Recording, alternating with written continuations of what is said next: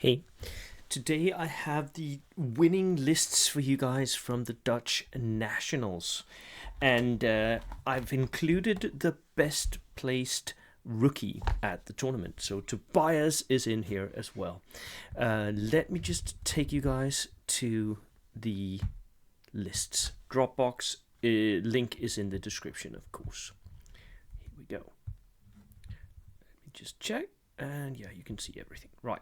So Tobias is the best placed rookie at the Dutch Nationals. He had brought here his 18 dice, 1250 US rifle platoon officer with 2 extra men regulars. Because if you're going to run regulars, you might want a few extra men. And it makes them into a small infantry squad instead, right? Glider machine gun squad, light machine gun, very cheap for a light machine gun backline holder. 2 of those. Rear detachment, because, 25 points. They're not good for anything except just sitting on objectives, but that they can do. And another glider machine gun shot. So here we have camping infantry that is good in the back lines, needs the distance. White scout cars to support that with. Not that you would want your infantry in those, but you could actually put your officer in one of those. A heavy weapons platoon with an officer again. 2 light mortar teams, inexperienced, 3-man, because why not?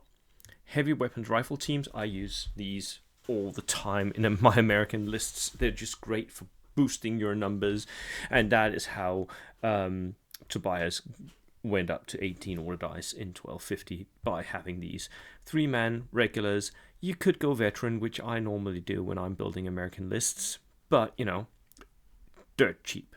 What they do most of the time is they just go down, but sometimes you're able to move and you are able to push them onto objectives, which is where you want them. Medium machine guns, one of those, a heavy machine gun as well. Inexperienced, both of them. I don't really like that. Preferably for me, but I would want regulars. I don't want that -1 to hit. But 6 shots, they're very likely to hit anyway. So I can see the argument for going this route. And at the same time, this is very much in the spirit of his multiple small unit MSU build here. Chaffee, armored tank, command vehicle, and a Hellcat, and an M15. These are all great choices from the American vehicle roster here. At 180 points, the Chaffee is a little expensive, but it's just very good. That medium AT gun on a recce vehicle, very dangerous, and the heavy on the Hellcat with recce as well, fast. Whew, yeah. The heavy autocannons on the M15s are great as well. So this is a very, very vehicle-heavy American list. It's something that I could have built, basically. It has all the elements of what I like in my American lists. So well done, Tobias, on this. Let me also show you his 700 points list, 12 order dice. Officer, glider machine guns, so rear, it's the same style of infantry, and then M15 motor gun carriages, supported by, again, an MSU element from the heavy weapons section. Very good, very much in the spirit of what I do with most of my lists, so very close to a man after my own heart. Then we had, in 3rd place, we had Lars. Here we go. So Lars was running his Soviets, 18 order dice, inexperienced commander. He had, again, backline holders, 65 points for 5 dudes. Veteran infantry with SMGs and Panzerfausts to threaten something, right? And 145 points. These are very dangerous units. Company commander, inexperienced, and an anti-tank team. For this, I think I would want there to be some kind of transport, because 6 machine guns, they really want to, push up. An artillery platoon with another platoon commander, AA gun, tractor, AA gun, tractor. Nice. This is the backline covered, right? 2 AA guns and a bunch of the backline holder units, infantry. You're good. And here comes the another rifle platoon with two white scout cars. I'm guessing that these were bought, because he's building this in Easy Army, so he couldn't actually buy them for his rifle platoon because Easy Army doesn't allow that. So he went over and got them from a US rifle platoon. Perfect. Two white scout cars for his officers and his push units. Nice. Light tank, T60s, T60s, T60s, and a couple of SUs. Also perfect. Perfectly what I would have built if I was building and running the Soviet list. Well done, Lars. Well done. Now, for second place, we had Alan Wells. And Alan Wells is one of those Brits who likes to run Japanese and does it well. He's had a fair amount of success. Not always, but sometimes it really works out for him. So let's see how he's building his 1250 list here. 17 order dice, high order dice count. And he's using a cheap officer-ish officer, right? He has a pistol on the officer with a, as depicted on model. Okay. Oh, sorry. Here we go. Then the Paris, which has a couple of submachine guns in there. That is the tough fighter element. These are actually a pretty decent assault group. I know assault doesn't really work that well anymore in V3, but with 11 soldiers plus the NCO, 12 men in total, it's very expensive. But, 3 tough fighters, combine that with fanatics, you'll win most combats.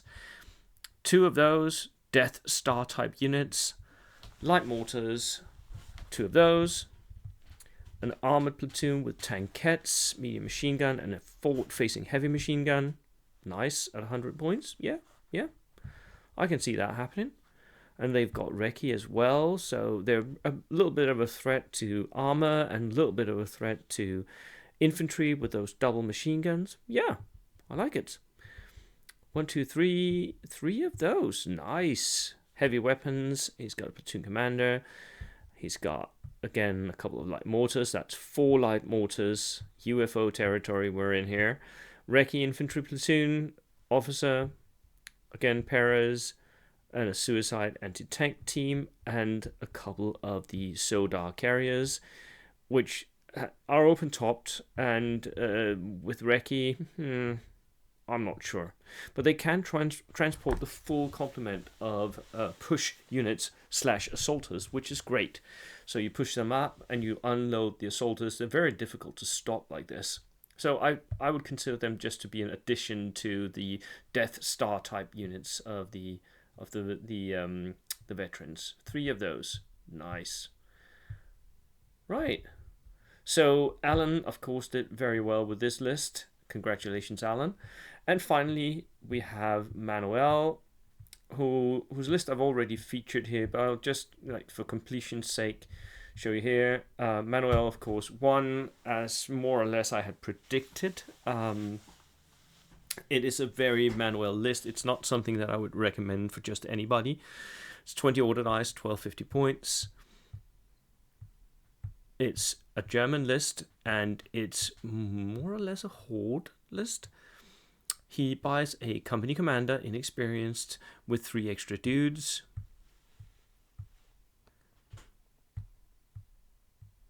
And then a rifle platoon, officer, bare bones, pistol, and penal battalions, 6, 7 men with rifles, shirkers.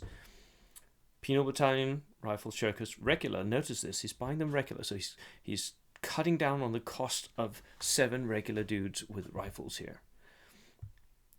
And that's 3 penal battalions.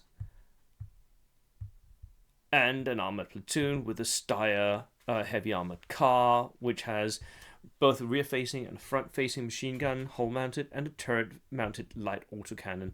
For 115 points, that's pretty good. It's got recce as well. Dual direction steering, pretty good. A Panzerspeiwagen, turret-mounted light AT gun, coaxial machine gun. Not my favorite, but it does come with recce. And a Flak Panzer with the turret-mounted light autocannon, It is open topped, which, you know, sucks, but it's only 75 points. And another Panzersparwagen. Nice, very good complement of armor here, and not the usual suspects of German armor. And then the engineer platoon, which is his real push part of this. He's got the officer, inexperienced with a rifle. He could cut down 1 point there. Not that he could buy massive amounts for that. And the Storm Pioneers, these are the dangerous bits. He's got a machine gun in there. He's got the flamethrower. He's got a Storm Pistola, which is, you know, if you're going to go up against both an infantry and an armored unit, and you unload them there, right? You flamethrower one and do the Storm Pistola on the other at a +3 penetration. Yeah, that can be dangerous. And he has 2 of those. With 1, 2, 3 Eintos Flammenwerfers in the mix as well. And of course, these just need a decent transport section, which he gets in the Recce infantry. This is what I'm seeing more and more, right, by the way, that if you have something that's worth transporting, that's worth pushing up, people will tend to start looking in the Recce platoon to get that Recce on the transports. I'm not massively sold on this yet, but I am seeing it more and more. Inexperienced officer, Feldgendarmerie, this will sit in the middle of his octopus of penal squad units, keeping them going so the shirkers doesn't matter. Or, you know, they can sit outside with traffic direction and just pull in the reserves. And another Feldgendarmerie, so he can actually have 1 doing each. Nice. Very, very nice. And then the Hanomag, the 251/1. So this has a 12-man capacity. He can push in a bunch of his... He can like have an officer, plus a couple of Eintos, plus the engineers in one of these. So these 2 will be very, very dangerous. He buys them inexperienced because he's Manuel. He can make this work. He knows his own mind. Right. So those were the top lists from the Dutch Nationals. Congratulations, everyone who went there. Yeah, for once I picked out the winner. That's nice. I didn't rate Alan or Lars to win. But you know, it is what it is. Can't be right about everything. So, thank you so much for tuning in today, and I will see you next time. Cheers.